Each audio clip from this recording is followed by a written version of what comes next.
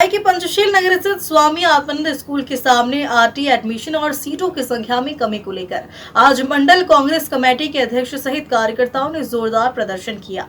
इस दौरान राज्य सरकार के खिलाफ जमकर नारेबाजी की गई। प्रदर्शन के दौरान कांग्रेस कार्यकर्ताओं ने बीजेपी शासन पर शिक्षा व्यवस्था को कमजोर करने का आरोप लगाया है। उनका कहना है कि आरटीई के तहत गरीब बच्चों को मिलने वाले प्रवेश में लगातार कटौती की जा रही है, जिससे जरूरतमंद परिवारों के बच्चों का भविष्य प्रभावित हो रहा है। आक्रोशित कार्यकर्ताओं ने वर्तमान मुख्यमंत्री के खिलाफ विरोध जताते हुए उनका पुतला दहन किया। साथ ही आरटीई सीटों में कमी से जुड़ी अखबार की कटिंग को भी जलाकर अपना विरोध दर्ज करवाया। कांग्रेस नेताओं ने चेतावनी दी कि यदि जल्द ही सीटों की संख्या बढ़ाकर व्यवस्था में सुधार नहीं किया गया तो आंदोलन को और उग्र किया जाएगा। प्रदर्शन के दौरान मौके पर पुलिस की मौजूदगी रही और स्थिति को नियंत्रण में रखा।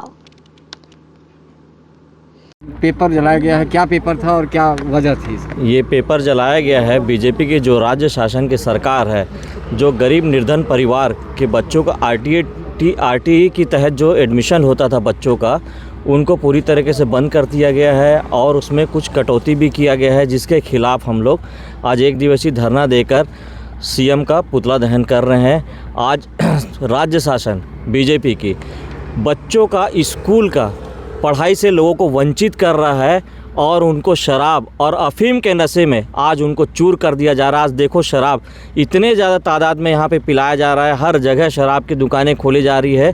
और जबकि यहाँ पे गरीब बच्चों को पढ़ाना चाहिए, गरीब बच्चों को शिक्षा से वंचित नहीं करना चाहिए था और शिक्षा जितना ज़्यादा शिक्षा का अधिकार जितना देना था तो उनको उस शिक्षा का अधिकार से वंचित कर दिया जा रहा है। इसके खिलाफ हम लोग एक दिवसीय धरना देकर आज पुतला दहन करेंगे। छत्तीसगढ़ की भ्रष्ट भाजपा सरकार, विष्णुदेव सरकार के द्वारा जो गरीब बच्चों को निर्धन बाल शिक्षा अधिनियम के तहत आरटीई राइट टू एजुकेशन तहत जो एडमिशन पहले पूर्ववर्ती कांग्रेस सरकार के द्वारा लिया जाता था कि प्रत्येक बच्चे गरीब बच्चे शिक्षा से वंचित ना हो, भूपेश बघेल की जो दूरगामी सोच थी वो सरकार को आज उस योजना को पूरी तरह से गरीब बच्चों को पढ़ाई से वंचित रखा गया। इसके तहत नर्सरी, KG1 और KG2 को पूरी तरह से जो BPL कार्ड जिसका सर्विस सूची नाम होता था, जिसका एडमिशन बच्चे लोग करते थे, आज उनका एडमिशन से वंचित कर दिया गया है। इसके अलावा क्लास 1 से जो बच्चे एडमिशन लेते, हमारी सरकार से यही मांग है कि पूर्व में जब हमारी सरकार थी उस समय पूर्व मुख्यमंत्री भूपेश बघेल जी जब थे शासन में, तब उन्होंने शिक्षक पर एक जोर दिया और उन्होंने स्वामी आत्मानंद स्कूल का उन्होंने एक नई पहल लेकर आई, एक नई दिशा लेकर आई कि ताकि गरीब बच्चे इंग्लिश की शिक्षा ले सके और गरीब का बच्चे भी इंग्लिश बोल सके। तो ये एक पहल थी कि उस समय हमने स्वामी आत्मानंद स्कूल की पहल हमारी सरकार के द्वारा की गई थी।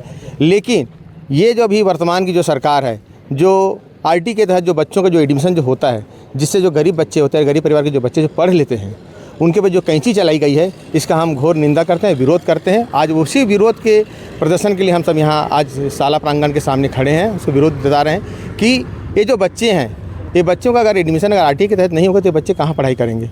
कम से कम इसको पुनः मतलब यथावत किया जाए और इसको वापस लिया जाए, इसको जो इन्होंने कैंची चलाई है, और बच्चे ताकि पढ़ सके और होनहार बन सके। हम यही चाहते हैं, नहीं तो हम ये आंदोलन को और उग्र करेंगे और ये आंदोलन को उग्र करके हम आपके क्या बोलते हैं राज्य सरकार का भी घेराव करने का हम। नमस्कार, मैं अभी इस वक्त पंचशील नगर स्वामी आत्मानंद स्कूल के ठीक सामने हूं और यहां पे कांग्रेस के मंडल अध्यक्ष और साथ ही साथ कांग्रेस के काफ़ी सारे कार्यकर्ता आए हुए हैं और वह आरटीई के सीटों को लेकर विरोध कर रहे हैं।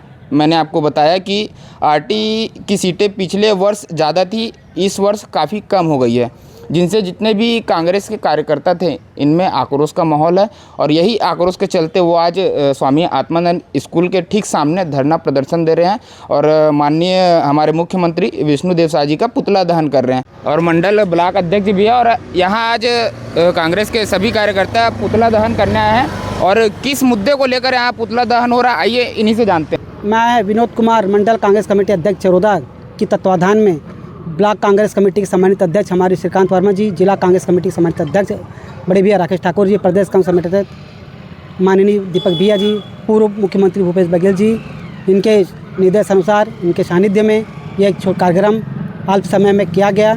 चूँकि शादी ब्याह का और त्योहारों का मौसम है, थोड़ी सी स्थिति कम है, फिर भी हम उत्साह पूरे जोरों पर है और मुख्य लड़ाई हमारी सरकार से यह है कि पूर्व में जो बीजेपी को पूर्व में जो कांग्रेस सरकार माननीय पूर्व मुख्यमंत्री भूपेश बघेल की जो दूरगामी योजना थी कि प्रत्येक बच्चों को एडमिशन शिक्षा से करा जाए, चाहे वो गरीब रहे चाहे वो अमीर है। इसके लिए सबसे पहले उसने स्वामी आत्मा स्कूल को भी सरकारीकरण किया गया, CBSE किया गया और उसके बाद RTI के तहत बच्चों का एडमिशन किया गया। किंतु जब से बीजेपी की सरकार, ये जो विष्णुदेव सरकार आई है, उलूल जुलूल फैसले किया करे। और सबसे ताज़ा उदाहरण है जिसने कि RTE के तहत जो बच्चों का एडमिशन होता था BPL कार्ड में, आज वो नर्सरी KG1 और KG2 को पूरी तरह से बंद कर दिया है। ये आदेश की कॉपी आपके सामने देख रहे हो जो नवभारत में प्रकाशित की गई थी। आज हम लोग आदेश के प्रतियों को जनाए हैं। ये कोई कांग्रेस पार्टी का आरोप नहीं है, ये सरकार का आदेश है। इसमें आप देख सकते हैं कि इसमें KG1 KG2 और नर्सरी के बच्चों को पूरी तरह से एडमिशन से रोका गया और क्लास 1 के बच्चों को भी सीटों की संख्या में भारी कटौती कर दी गई।